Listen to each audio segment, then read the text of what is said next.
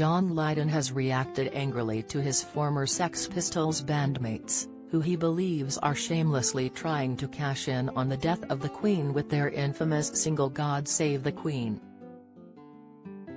The 66-year-old, who shot to fame under the stage name Johnny Rotten, was the band's frontman when they released the track in 1977 to coincide with Elizabeth II's Silver Jubilee.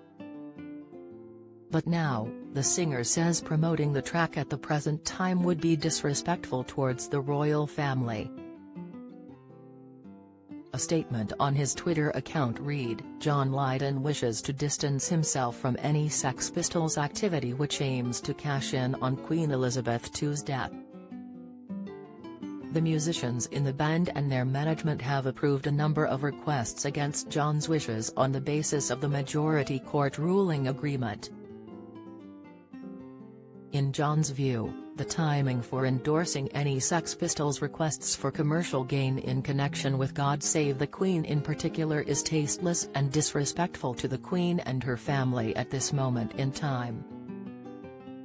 John wrote the lyrics to this historical song, and while he has never supported the monarchy, he feels that the family deserves some respect in this difficult time, as would be expected for any other person or family when someone close to them has died.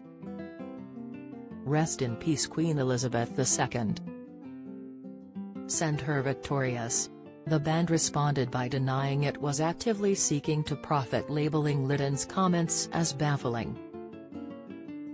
A spokesperson told the Mail Online, "We cannot understand what John would be referring to. Other than a couple requests for use of imagery or audio in news reports on the Queen and her impact on culture, there's nothing new relating to God Save the Queen being promoted or released in any way. Do you have a story to sell?